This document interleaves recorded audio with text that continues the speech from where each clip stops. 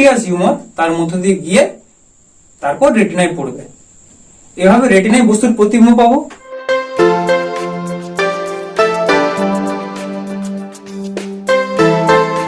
Hello বাচ্চো, welcome to my channel Science Gamma. তো আজকে আমরা পড়ব সরল ক্যামেরা এবং মানুষের চোখ সম্বন্ধে। তো তার আগে বলছি, আলোর বাকি পার্টগুলো তোমাদের পড়ানো হয়েছে। যারা এখনো বাকি পার্টগুলো দেখোনি, দেখো ভিডিও ডেসক্রিপশনে লিংক দেওয়া আছে, সেই লিংক থেকে চাইলে পড়ে নিতে পারো। চলো তবে এখন শুরু করা যাক। ফার্স্টে আসি সরল ক্যামেরা সম্বন্ধে। তোমরা ক্যামেরা অনেকে দেখেছো, অনেকে ক্যামেরায় ছবি তুলেছো, কিন্তু ক্যামেরার ভিতরে কি থাকে, কিভাবে ক্যামেরাতে ছবি উঠে, সেই সম্বন্ধে হয়তো অনেকেই অবগত নয়। তো এখন সরল ক্যামেরার গঠনটা কিরকম সেটা নিয়ে আগে আলোচনা করা যাক। সরল ক্যামেরার গঠন।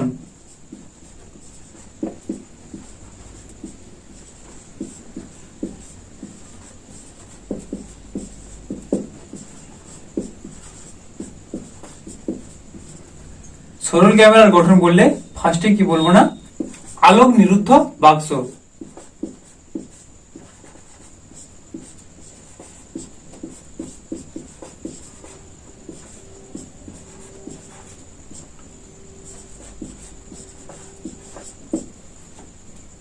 আলোক নিরুদ্ধ বাক্সটা হলো একটা ভাঁজ করা চামড়ার বা মোটা কাগজের একটা অংশ। এখান থেকে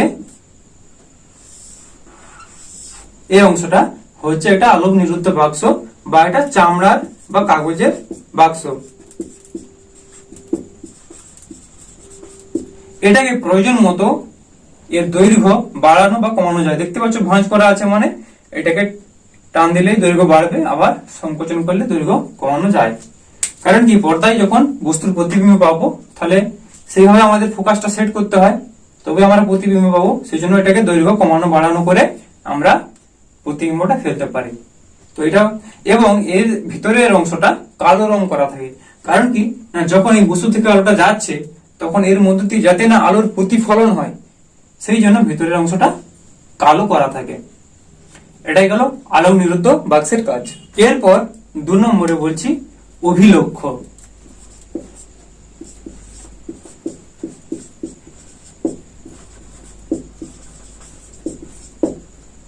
অভিলক্ষ্যটা কি, এই যে চামড়ার যে বাক্সটা আছে, এর সামনে যে একটা উত্তল লেন্স আছে, এটা হচ্ছে উপযুক্ত ফোকাস দৈর্ঘ্যের একটা উত্তল লেন্স।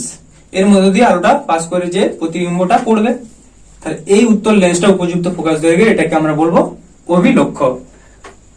এই লেন্সটার নাম দিয়ে দাও এল, অর্থাৎ অভিলক্ষ্যটা হচ্ছে এল। চামড়ার বাক্সটা যে নাম দিয়ে দাও, বাক্সের জন্য ধরো সাপোজ বলছি বি, অর্থাৎ এখানে ব্র্যাকেটে লিখে দাও বি। এরপরে বলছি ডায়াফ্রাম।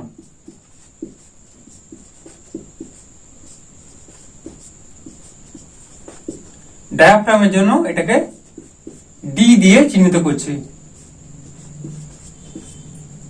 তাহলে দেখো ডায়াফ্রাম জিনিসটা কোনটা না, এই যে জিনিসটা, এই দুটো এখানে ডটের মতো দেখতে পাচ্ছ, গাড়ির মতো করা আছে, এটা হচ্ছে ডায়াফ্রাম, অর্থাৎ ডি দিয়ে একে বোঝাচ্ছি।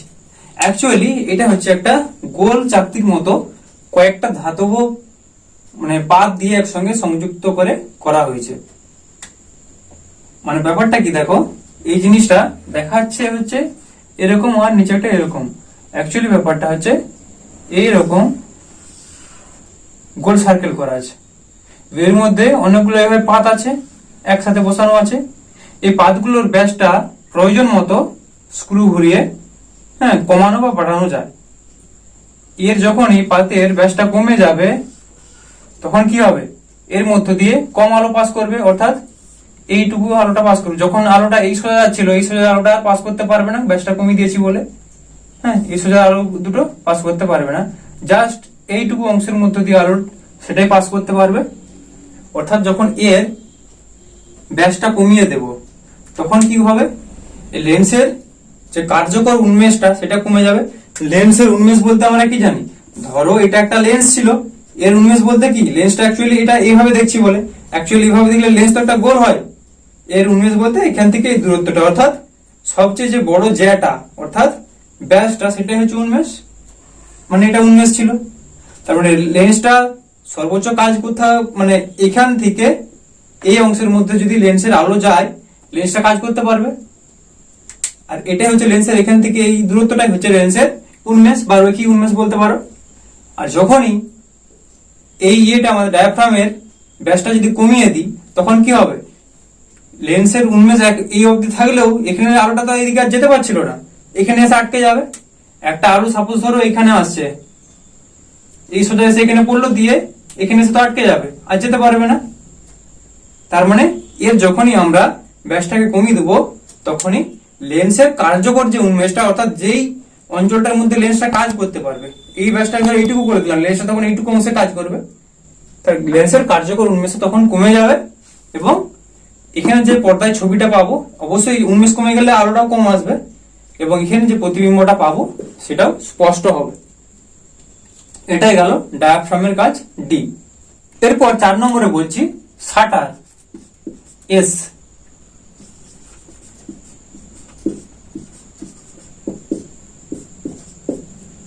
শাটার এস বলতে এই যে জিনিসটা, এটা হচ্ছে শাটার, উপরের নামটা দিচ্ছি এস। শাটারটা কি দেখো, শাটারটা হলো এর মধ্য দিয়ে কতটা সময় ধরে আলোক পাস করবে, এটাই হলো শাটার। অর্থাৎ আলোক সম্পাদকালটা ঠিক করবে হচ্ছে শাটার। এই আলোক সম্পাদকালের সময়টা শাটারের মধ্য দিয়ে 1/10 সেকেন্ড, 1/10 সেকেন্ড থেকে 1/100 সেকেন্ড পর্যন্ত সময় পর্যন্ত ফিক্সড করা যায় এই শাটারের সাহায্যে। আর এই শাটারের সাহায্যে অনেকটাই, যেখানে আমরা প্রতিবিম্বটা পাবো তার উজ্জ্বলতা অনেকটা ডিপেন্ড করে এই শাটারের উপর। এরপর 5 নম্বরে বলছি পর্দা, অর্থাৎ পি। ক্যামেরার পেছনে যেই জায়গাটায় ছবি তৈরি হচ্ছে, এই যে একটা দেখতে পাচ্ছ এখানে, এটাকে ঘুরানো যাবে, কমানো বাড়ানো যে পর্দাটা, যে জায়গায় যে ছবি তৈরি হচ্ছে এটাকে বলা হচ্ছে পর্দা, অর্থাৎ পি। তাহলে এখানে হচ্ছে প্রতিবিম্ব তৈরি হয় পর্দার উপর। এবার আমরা বলছি ক্যামেরার কার্যপ্রণালী, কিভাবে ক্যামেরাটা কাজ করে। এর গঠনটা বললাম, এবার বলছি যে কার্যপ্রণালীটা।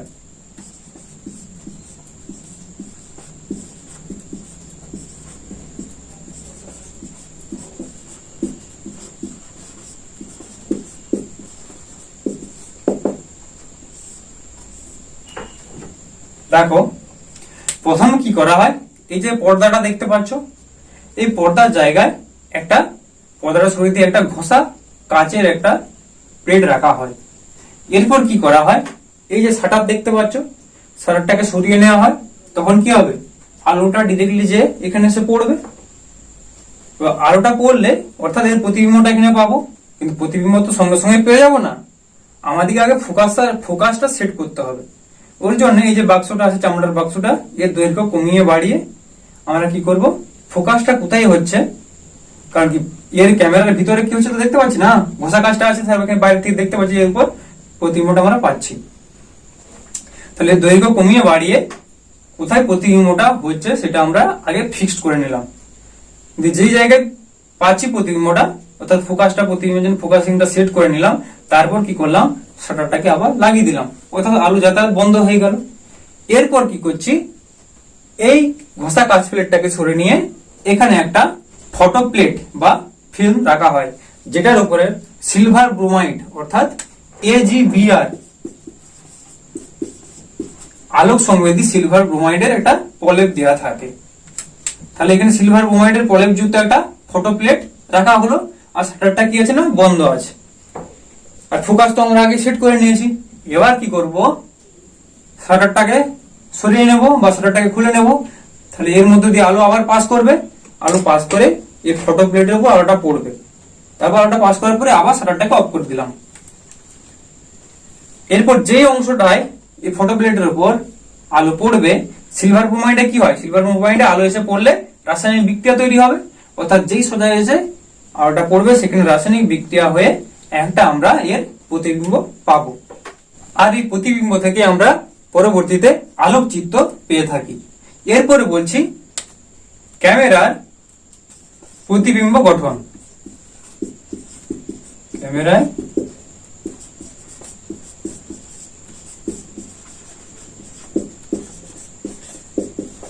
ক্যামেরায় প্রতিবিম্ব গঠন। দেখো এইখানে দেখো ফোকাস F1 অর্থাৎ প্রথম মুখ্য ফোকাস F1 এর থেকে বেশি দূরত্বে কোন বস্তুকে রাখলে সেই বস্তুটি যখন পর্দায় আমরা তার প্রতিবিম্ব পাবো, সেই প্রতিবিম্বের প্রকৃতি কি রকম হবে না অপশীর্ষ হবে, সদ্বিম্ব হবে। যেহেতু দেখো পর্দায় ফেলা আছে সদ্বিম্ব, এটা এদিকে ছিল, এটা ঘুরে যাচ্ছে অর্থাৎ অপশীর্ষ, এবং এর থেকে প্রতিবিম্বের আকারটা একটু ছোট হবে। ছবিতে হয়তো তোমরা সমান দেখতে পাচ্ছ, অ্যাকচুয়ালি এটা স্কেল দিয়ে ঠিক করে আনলে এটা একটু ছোট হতো, তাহলে প্রতিবিম্বের আকৃতিটা বস্তুর চেয়ে একটু ছোট হবে। এরপর যদি আমরা বস্তুটাকে ফোকাসের বেশি দূরত্বে বা অসীম দূরত্বে রাখি, সেই ক্ষেত্রে আমরা কি করব, যে পর্দাটা আছে এই পর্দাটাকে সেট করব ফোকাস, দ্বিতীয় মুখ্য ফোকাস অর্থাৎ F2 এর মধ্যে সেট করব। তাহলে কি বললাম, আমরা যদি কোনো বস্তুকে প্রথম মুখ্য ফোকাসের বেশি দূরত্বে বা অসীম দূরত্বের মধ্যে রাখি, তখন আমরা এই ফোকাস মানে পর্দাটাকে দ্বিতীয় মুখ্য ফোকাস F2 তে সেট করব, তাহলে বস্তুর প্রতিবিম্ব আমরা পাবো। আর যখন ফোকাসের কম দূরত্বে বা কাছে কোনো বস্তুকে রাখবো, সেই ক্ষেত্রে আমরা কি করব, যে পর্দার দূরত্ব এই ফোকাসের থেকে বেশি দূরত্বে রাখবো, তখন আমরা প্রতিবিম্বটা পাবো। তাহলে এক কথায় বলতে গেলে বেশি দূরত্বে অবস্থিত বস্তুর ক্ষেত্রে পর্দাটাকে দ্বিতীয় ফোকাস দূরত্বে রাখবো, আর কাছে অবস্থিত বস্তুর ক্ষেত্রে পর্দাটাকে দ্বিতীয় মুখ্য ফোকাসের বেশি দূরত্বে রাখবো। দেখো এবার কি বলছিলাম, মানুষের চোখ, হ্যাঁ অন্য প্রাণীদের চোখের ক্ষেত্রেও একই রকম সিস্টেম হবে। তো চোখ একটা সুনির্দিষ্ট প্রক্রিয়ার মাধ্যমে আমাদের দর্শনের অনুভূতি জাগায়। তো চোখের আগে ফার্স্ট তোমাদের চোখের বিভিন্ন অংশগুলো সম্বন্ধে আগে পরিচিত হও। তো ফার্স্টের অপশনটা যেটা বলি, যে পুরো দেখো এই যে গোলকটা দেখতে পাচ্ছ, আমাদের চোখ কি বাইরের থেকে খালি এইটুকু অংশটা দেখা যায়, এখান থেকে এইটুকু অংশটা আমাদের বাইরের থেকে আমরা দেখতে পাই। চোখের ভিতরে এরকম একটা এত বড় অক্ষি গোলক আছে, এইটাকে পুরো গোলকটাকে আমরা বলা হয় কিনা কি বলি আমরা অক্ষি গোলক।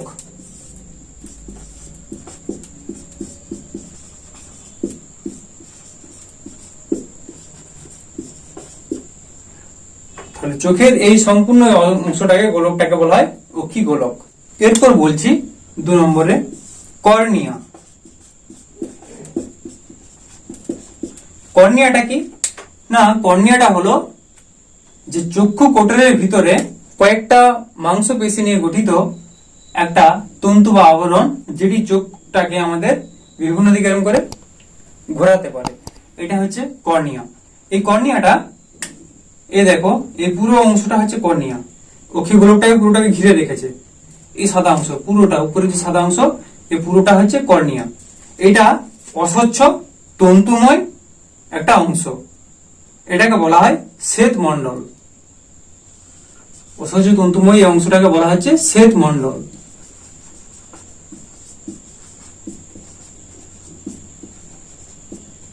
এই শ্বেত মণ্ডলের অস্বচ্ছ তন্তুময়, কিন্তু এর সামনের দিকটা কি হয় স্বচ্ছ হয়।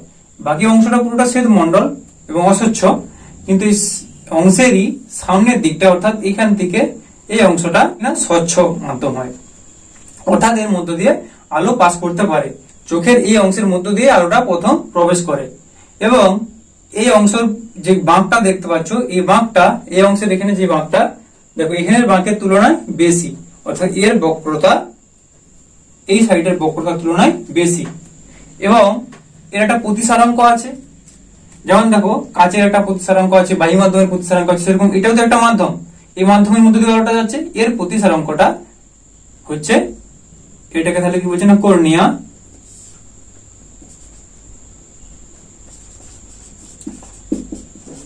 কর্নিয়া এর প্রতিসারাঙ্ক মিউর মানটা হচ্ছে 1.33, এটার মধ্যে দিয়ে আলো ফার্স্ট চোখে প্রবেশ করে। এরপর 3 নম্বর বলছি অ্যাকোয়াস হিউমার।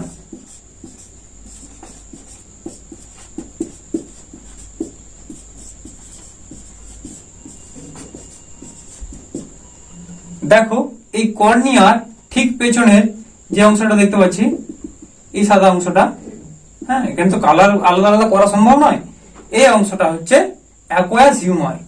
এখানটা নোনতা জল, আর নোনতা জল নয়, নোনতা জলীয় পদার্থ পূর্ণ থাকে। এবং এই অংশটা তাহলে কাজ কি, এই অংশটা হচ্ছে চোখটাকে ফুলিয়ে রাখতে সাহায্য করে। দেখো এখানে কার্ভ অর্থাৎ বক্রতাটা বেশি, এটা চোখটাকে, এই জলীয় পদার্থপূর্ণ অংশটা চোখটাকে ফুলিয়ে রাখতে সাহায্য করে।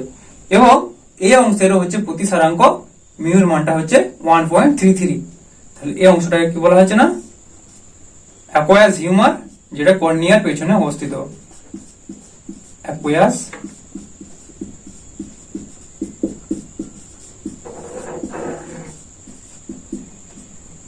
চোখে দেখবে ধুলোবালি পড়লে বা কোনো পোকা টোকা পড়ে গেলে এখান থেকে জল নিঃসৃত হয়, দিয়ে সেইটা ধুলোবালিটা অনেকটাই বেরিয়ে যায়। এরপর বলছি আইরিস বা কনিনিকা।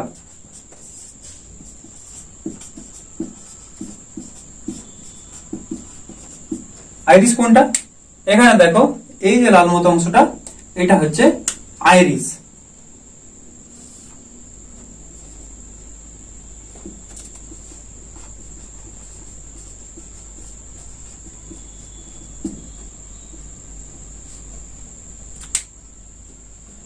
তাহলে অ্যাকুয়াস হিউমারের পেছনে অবস্থিত একটা গোলাকার ঝিল্লি বা পর্দা দ্বারা, রঙিন একটা ঝিল্লি বা পর্দা দ্বারা তৈরি একটা অংশ, যেটাকে বলা হয় আইরিস। আর এর মাঝের অংশটা কে আমরা বলা হয় যে তারারন্ধ্র। এর মাঝের যে অংশটা দেখতে পাচ্ছ, এই অংশটা হচ্ছে তারারন্ধ্র। এটা তাহলে গেল হচ্ছে আইরিস। এরপরে 5 নম্বর বলছি লেন্স।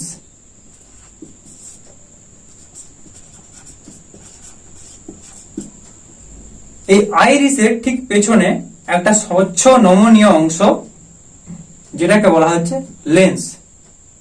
এই লেন্সের প্রতিসারাঙ্ক 1.45। এটা তাহলে কিনা, এটা হচ্ছে লেন্স। যদিও ছবির ভিতরে লিখবার নিয়ম নয়, লিখবার নিয়ম হচ্ছে ফাঁকি, এখানে জায়গা কম বলে আমি ভিতরে লিখছি। এটা হচ্ছে লেন্স। এর প্রতিসারাঙ্ক মিউটা সমান 1.45। কর্নিয়ার ছিল 1.33, অ্যাকোয়াস হিউমার এরও ছিল মিউটা 1.33, আর লেন্সের হচ্ছে 1.45 প্রতিসারাঙ্ক। আর এই লেন্সের দেখো দুটো কার্ভ আছে, এদিকে একটা কার্ভ আর এদিকে একটা কার্ভ। এর দেখো বক্রতা ব্যাসার্ধ বেশি, অর্থাৎ তুমি যদি এখানে একটা এই সোজা একটা স্ফিয়ার রাখো, স্ফিয়ারটা বড় হবে এই ধারের তুলনায়। এই ধারের দেখো বক্রতা ব্যাসার্ধটা কম, যার কার্ভটা বেশি তার বক্রতা ব্যাসার্ধ কম হবে, যার কার্ভ কম তার বক্রতা ব্যাসার্ধ বেশি। তাহলে এই লেন্সের দুটো অংশ থাকে, যার সম্মুখ প্রান্তটা অর্থাৎ এখানের দিকটা বক্রতা ব্যাসার্ধটা বেশি থাকে, এবং পিছনের দিকে, লেন্সের পিছনের দিকের অংশটায় বক্রতা ব্যাসার্ধ কম থাকে। এটা হলো লেন্সের কাজ। এরপর লেন্সে কি হয় তোমরা এমনিতেই জানো, হ্যাঁ, এটা একটা উত্তল লেন্স বলতে কি, এটা একটা উত্তল লেন্স, এর মধ্যে দিয়ে আলো গিয়ে প্রতিবিম্ব তৈরি হয়। এরপর 6 নম্বরে বলছি সিলিয়ারি পেশি।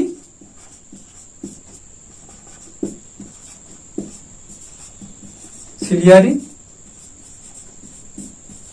পেশি। আর 7 নম্বরে বলছি সাসপেন্সরি লিগামেন্ট। Suspensory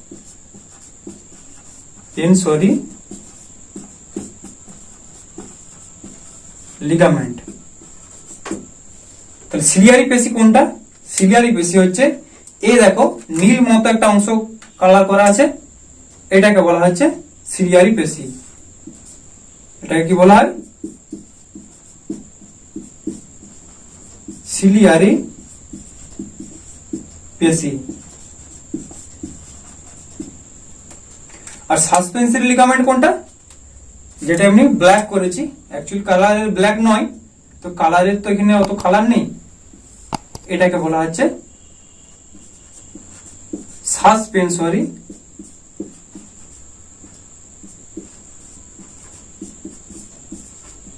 ligament.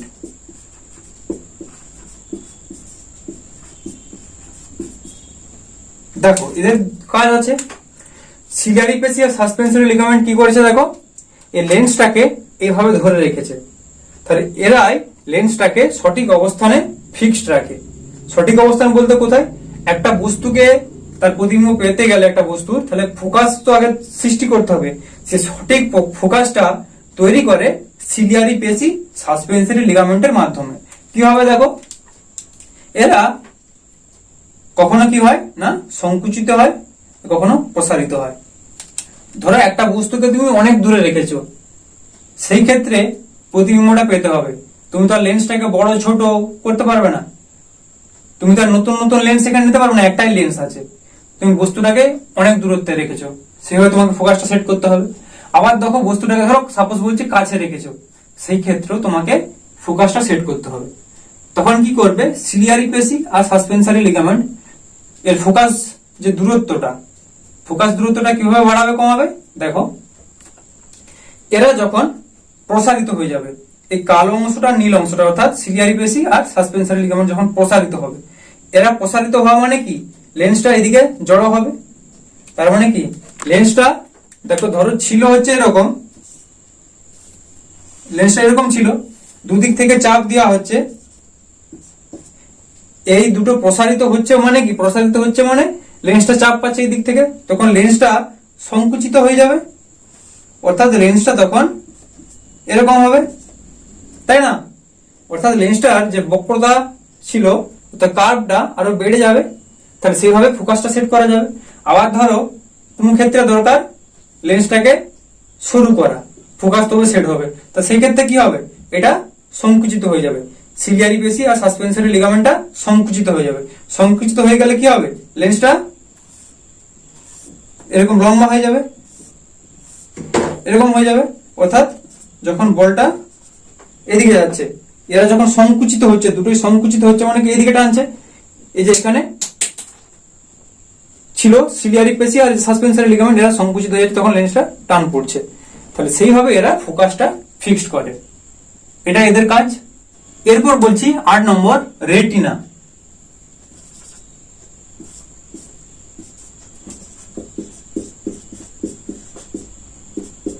রেটিনাটা কোনটা, এই পুরো অংশটা, অক্ষিগোলকের যে ভিতরের স্তরটা পুরোটা, এটাকে বলা হচ্ছে রেটিনা। অর্থাৎ প্রতিবিম্ব এখানে তৈরি হতে পারে, এখানে হতে পারে, এখানে হতে পারে, বিভিন্ন জায়গায় হতে পারে, তাহলে এটাকে কি বলা হচ্ছে, ভিতরের স্তরটাকে বলা হচ্ছে রেটিনা।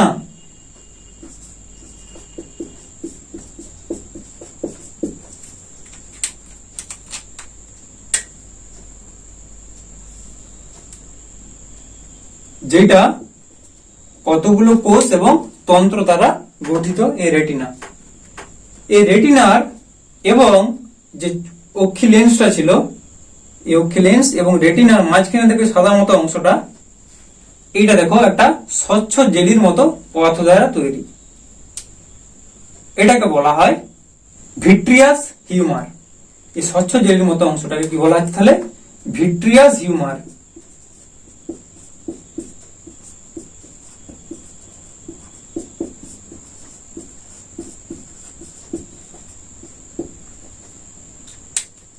আর এই রেটিনার সঙ্গে চক্ষু নার্ভ গুলো সরাসরি যুক্ত থাকে। এবার কি হয়, রেটিনায় প্রতিবিম্ব তৈরি হয় এবং সেই প্রতিবিম্বটা চক্ষু নার্ভের মাধ্যমে আমাদের মস্তিষ্কে পৌঁছায় এবং আমরা ছবিটা ডিটেক্ট করতে পারি যে আমরা কি ছবিটা দেখছি। সেটা চোখ পাঠিয়ে দিল, চক্ষু নার্ভের মাধ্যমে রেটিনা থেকে চলে যাবে সরাসরি। এটাই গেল রেটিনার কাজ। এরপর বলছি পিতবিন্দু। পিতবিন্দু 9 নম্বর বলছি।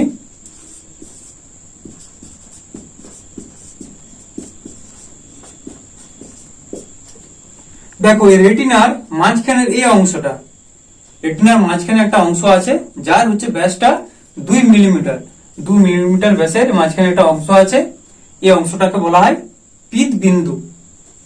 আর এই পিতবিন্দুর মাঝখানে আবার একটা ছোট্ট গোল পারা অংশ আছে যার ব্যাসটা 0.3 মিলিমিটার। এই 0.3 মিলিমিটার ব্যাসের গোলাকার ছোট অংশটাকে বলা হচ্ছে ফোবিয়া সেন্ট্রালিস। অর্থাৎ এই ফোবিয়া সেন্ট্রালিসে, অর্থাৎ এই যে এখানে যে অংশটা পাচ্ছি একবারে মাঝখানের অংশটা, এখানটাকে বলা হচ্ছে ফোবিয়া সেন্ট্রালিস। এই অংশে আলো এসে পড়লে সবচেয়ে ভালো প্রতিবিম্ব তৈরি হয়। তাহলে কি বললাম, এই ফোবিয়া সেন্ট্রালিসে আলো পড়লে এখানে সবচেয়ে স্পষ্ট প্রতিবিম্ব পায়। তাহলে পিতবিন্দুতে এমনি স্পষ্ট প্রতিবিম্ব পায়, তার মধ্যে ফোভিয়া সেন্ট্রালিসে আরো ভালোভাবে হয়। তাহলে পিতবিন্দুর মধ্যে যদি আলো এসে পড়ে তখন সেইটাকে আমরা কি বলবো, প্রত্যক্ষ দৃষ্টি। আর রেটিনার বাকি অন্যান্য অংশে যদি এসে আলো পড়ে প্রতিবিম্ব তৈরি হয় সেটাকে আমরা পরোক্ষ দৃষ্টি হিসেবে বলবো। এরপরে বলছি অন্ধবিন্দু। তাহলে পিতবিন্দু বললাম, ইয়েলো পয়েন্ট, এবার বলছি অন্ধবিন্দু। অন্ধবিন্দু বলতে কোনটা দেখো, এই অংশটাকে। তো এটাকে লিখে দিই, এখানটা ছিল পিতবিন্দু,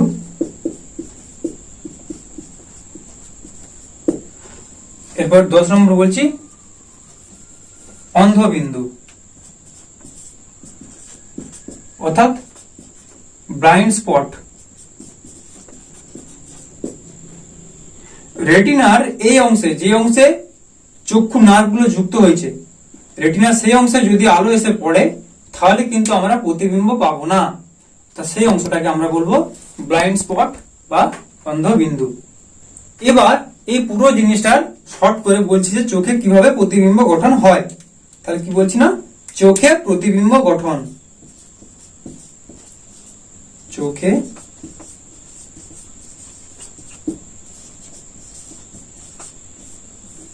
তাহলে কোনো একটা বস্তু থেকে আলো যাবে, আলো গিয়ে প্রথমে কর্নিয়ার উপর পড়বে, কর্নিয়ার পর অ্যাকুয়াস হিউমারের উপর পড়বে, অ্যাকুয়াস হিউমারের পর লেন্সে পড়বে, অর্থাৎ যে চক্ষু লেন্স আছে চক্ষু লেন্সে পড়ার পর এই অংশটা অর্থাৎ ভিট্রিয়াস হিউমার তার মধ্য দিয়ে গিয়ে তারপর রেটিনায় পড়বে। এভাবে রেটিনায় বস্তুর প্রতিবিম্ব পাবো। এবং প্রতিবিম্বটা কি হবে, সবসময় দেখো এখানে এইভাবে ছিল, এখানে এরকম হয়ে গেছে, উল্টে গেছে। অবশ্যই প্রতিবিম্বটা সবসময় হবে অপশীর্ষ এবং সদ্বিম্ব। কি বললাম, প্রতিবিম্বটা হবে অপশীর্ষ এবং সদ্বিম্ব। এবার দেখো এই রেটিনার মধ্যে রড কোষ আর কোন কোষ থাকে। এই রড কোষ আর কোন কোষের কাজটাই হচ্ছে যখনই আলো এসে রেটিনায় পড়বে তখনই ওই রড কোষ কোন কোষ থেকে ওদের উপর আলোটা লাগছে, ওরা তখনই উদ্দীপিত হয়ে যাবে এবং সেই সাড়াটাকে স্নায়ুর মাধ্যমে অর্থাৎ নার্ভের মাধ্যমে আমাদের গুরু মস্তিষ্কের যেখানে দর্শন কেন্দ্রটা আছে সেখানে পাঠিয়ে দিবে। এবার সেখানে পাঠিয়ে দিলেই গুরু মস্তিষ্কের বিশেষ প্রক্রিয়ার দ্বারা এই উল্টো প্রতিবিম্বটাকে গুরু মস্তিষ্ক সৎ আকারে দেখবে। তখনই আমরা বস্তুটাকে চিহ্নিত করতে পারবো। এভাবে চোখে প্রতিবিম্ব গঠিত হয়। তো আজকে এই পর্যন্তই, ভিডিওটা আর বেশি বড় করব না। আর যদি ভিডিওটা ভালো লেগে থাকে তাহলে ভিডিওটিকে এটি লাইক করো। আর তুমি যদি চ্যানেলে নতুন হয়ে থাকো তাহলে এরকম পরবর্তী ভিডিওগুলি পাওয়ার জন্য আমার চ্যানেলটিকে সাবস্ক্রাইব করো। ওকে, ভালো থাকো, ধন্যবাদ।